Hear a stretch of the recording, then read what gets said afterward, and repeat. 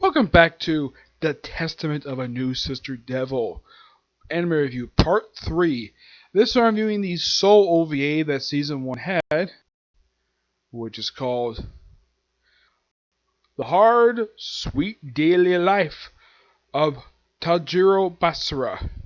Yeah, you can also kind of count this as the 13th episode of season 1 for the show. Now, there's basically two stories in this OVA. Now, I was kind of thinking because, Lucy has from books 4 and 6, it mostly adapts like one story. Yeah, the first half. Now, Basara is the only one in both stories. The first story, he's not the main character of that one. He's actually more of a supporting character. Appears like 2 scenes. Yep. Yeah. And the second one is from book 4, and I'll get to that one. First one is basically this. Maria wants more footage for her archive because she's a sucker, but she loves sex. So, let's have Mio get pleasure in her dreams. Like, oh, is Mio thinking about Basara? And of course, Maria wakes up, and Maya wakes up, and of course, Maria knocks her out, and apparently gives the wrong spell. Basically, it's the one where she interacts with Mio, thinking she's Basara. Yep, and starts pleasuring her. And then she takes a banana. In case you're thinking where you think it's going, yeah, because she's doing this crazy thing. That's when Basara bursts in the room and says, "Hey, what are you doing this early in the morning?" And of course, then we have her wake up a little later, where Basara is simply just sitting on the couch, reading a paper, and then like, food's ready, and apparently, oh yeah, I put your favorite food in this dish. What is she thinks his favorite food? And I think this is so disgusting. Like, why the heck did she thought this was his favorite food? He put a pair of Mio's panties in his soup. I'm like, what the heck is this? And then Yuki comes in, sees this, like, hey, if you have Mio's panties, of course she takes off her own panties that she's already wearing and asks him to eat her panties. I'm like, what the heck is this? And then Maya comes in. Now, she's basically understandably upset. She doesn't understand what she's angry at Basara holding her panties. But Basara says, yeah, this is Maria's fault. Then she gets shocked, and that's where the story ends. Yes, one of the most weirdest stories they've ever depicted for the series. The second one, Basara this is from book 4, by the way. Yeah, this is actually pretty accurate. It's actually just one little short story from that particular one. That probably, it's actually explained later in the actual book. Basara goes to visit the school nurse because she's injured. And she needs help to take off her swimsuit. But the zipper is stuck. And this is Chatsu, I think her name is. And like, okay, zipper stuck. It's like, okay, put some cream on it. And he rips it open, exposing her breast. In case you're wondering, did this have a light novel? Yes, it did. It certainly did. He's embarrassed by this, rightfully so. He apologizes for it, but she's not mad at him. And of course, she leaves out of the change area and says, Basara, you do anything tonight? She says, no. Come over to my house for dinner. Okay, so a student who just exposed your breast by accident. So instead of punishing, you're mad at him, you invite him over for dinner. And so they have a home cooked meal. Oh yeah, and she's actually out of her usual attire, and she's wearing like a dress shirt. Of course, he eats the food. Don't see her eating the food, surprisingly. And apparently, it's like, oh, this feels so nostalgic. Of course, he holds her, and of course, they hug each other for a while. And then she figured, okay, before he goes home, gotta wash these clothes, get all the perfume out. So go take a bath. Yep.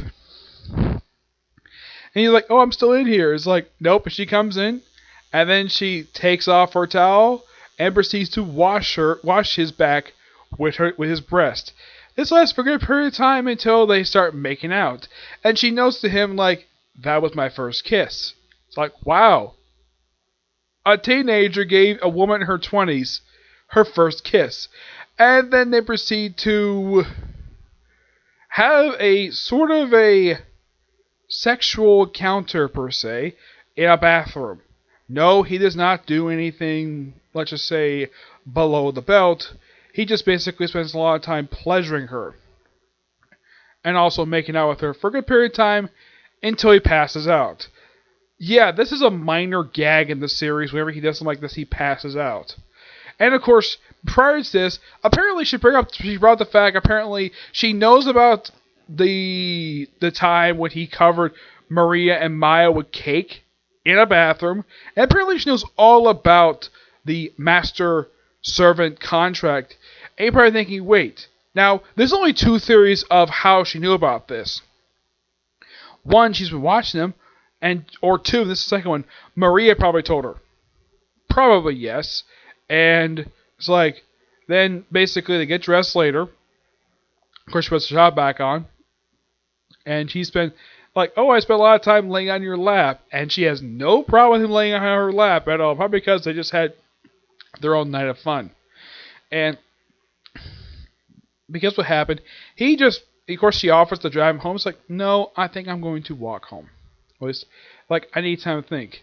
And in case you're wondering, is this follow upon in the actual book itself? Yes, it is.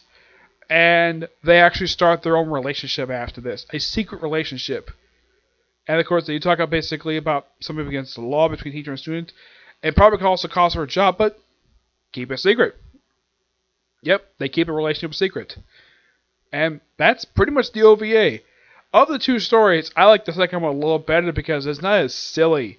I mean, the first story, it's basically what usually happens in the show Miss Kobayashi's Dragon Maid mixed in with what I used to watch from High School TXT. It's one of the most weirdest things I have ever seen. I mean, the first story had 4 characters in it. I mean, one of whom only pops up briefly toward the very end. I mean, mostly just Maria, who's in almost the entire first half of this episode. Second half, it's all Basara and Chadzuwa, the smoking hot nurse.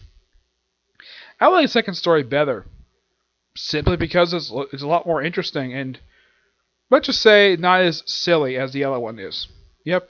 But that's pretty much it for Season 1 for the show. That was actually the last thing. Now, in case you're wondering, am I planning on doing Season 2? Yes, I am. But not immediately, no. I'm actually going to go back to Inuyasha briefly for Season 3. After that, and of course after a couple more light novels, then I will start up Season 2 for the show. I hope there is going to be a Season 3, because if you're wondering, how many light novels up to adapt? There's only 4. And it turns out there's actually a spin-off series for this one. Yeah, there's a spin-off. There's like help books. I could definitely see, like, of the remaining books basically it's out there, I could see 2 seasons out of this. Yeah. At least 2, maybe 3 seasons. Because the 11th book is really long.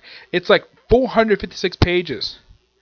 Oh yeah, in case you're wondering, like, how long is the 4th book?